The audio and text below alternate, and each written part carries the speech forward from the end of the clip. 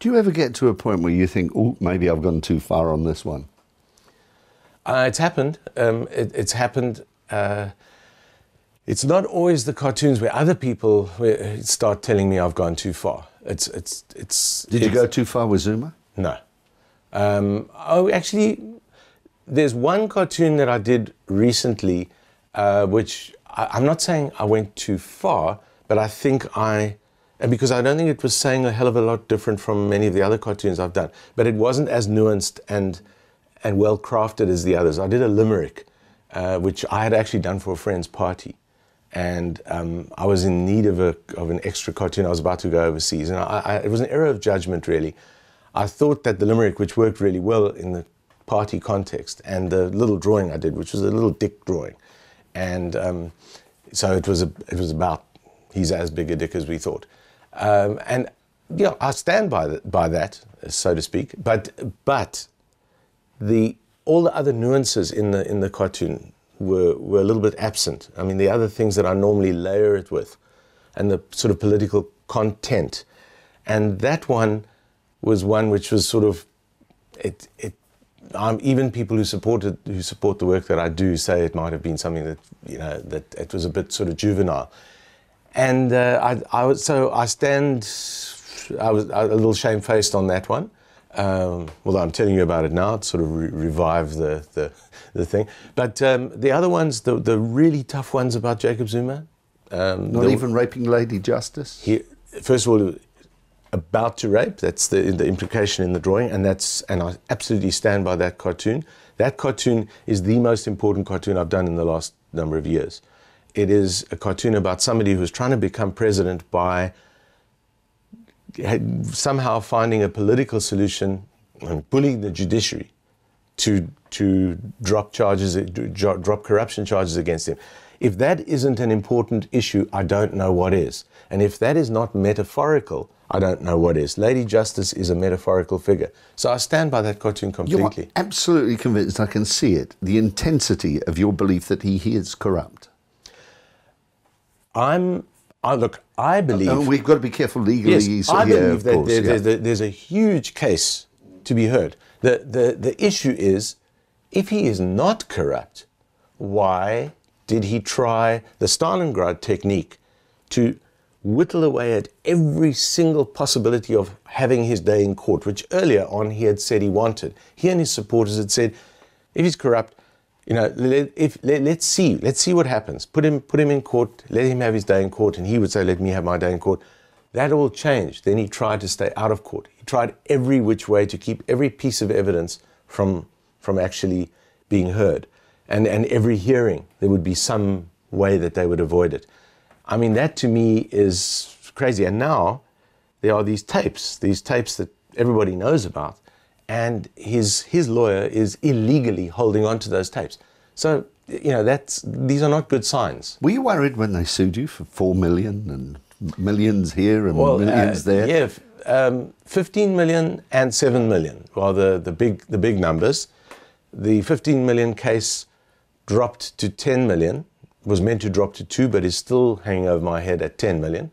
And the 7 million case became 5 million, and that was the sort of the big case, the Lady Justice one, and eventually they caved in.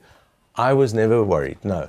You say they caved in. Mac Maharaj wouldn't agree with you. Well, Mac Maharaj is a spin doctor of note. Mac Maharaj came after the fact, I mean, completely deceitful. After the fact, they cave in, no strings attached. They fold. They sued. They had this thing hanging over me. They didn't want to go to court. We said, let's go to court. We come out, the newspaper comes out, the newspaper says, great, it's a victory for freedom of expression.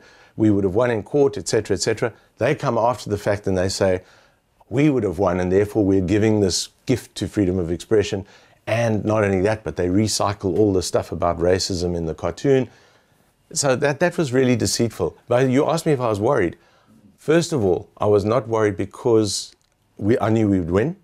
Secondly, the newspapers in South Africa, I always want to make sure that people know this. The newspapers back the people who write and draw for them. If they publish, they will back you. And so in the independent newspapers case, they've started at 15 million, they've paid all my legal fees. and the Sunday Times has paid all the legal fees for the Lady Justice one that we've just won. We just talked about freedom of speech, freedom of movement, freedom to express one's opinion. Where does it begin and where does it end with a cartoonist like yourself? Because they argue that you abandoned your right to freedom of expression. But how do you abandon a right? Look, I don't want to paraphrase exactly what they argued. I think they've come out with a series of quite convoluted arguments at different times. They say I've infringed on Jacob Zuma's rights. To me, Jacob Zuma is a politician, first and foremost. He now occupies the office of the president, and they talk about having respect for the dignity of the office of the president. I believe very firmly that has to be earned. I mean, if you're a politician and you're infringing in some way, then you are fair game for satirists, for columnists, in a democracy. And hopefully we have a democracy and we have a constitution. I'm going to interrupt you there. Fair game. Now, cartoonists since the days of Punch, and I refer to that in the Dickensian days and so on, have always been protagonists of having a go at political figures and of well-known socialites and so on. But is there a limit? Because there seems to be a point now where press is invading on privacy. Take Princess Di, for instance, and so on and so on. Do you believe that there is a cut-off point? I make a big distinction between reporting and comment. It's very hard to know how a cartoonist can invade somebody's privacy.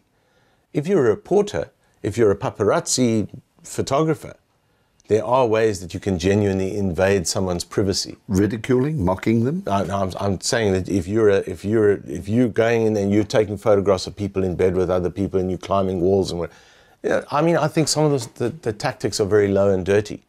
There have been instances where people have been exposed having affairs where it actually matters as an affair of state or whatever.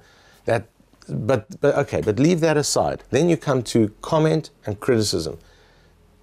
To me, privacy doesn't come into it at all. It's about commenting on someone's behavior. And then you have to look at whether or not you're doing something just gratuitously or whether you're actually saying something important.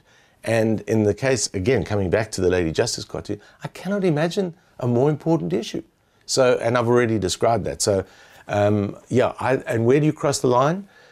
I take my cue from the Human Rights Commission, which also takes its cue from some very big international human rights bodies, like the UN human rights body, which says that the kind of speech, or the speech in the general sense, that should be curtailed is speech that advocates harm to a person or violence to someone, or violence and harm specifically because of their race or gender or whatever. You know, it's that kind. If it's really harmful speech, it actually protects, say, just basic racist speech. If somebody says something racist or homophobic, things that I hate and I would not say, those things you should be able to activate against those people. But if you legislate against people who do that, if you actually put them in jail, that's the slippery slope to totalitarianism.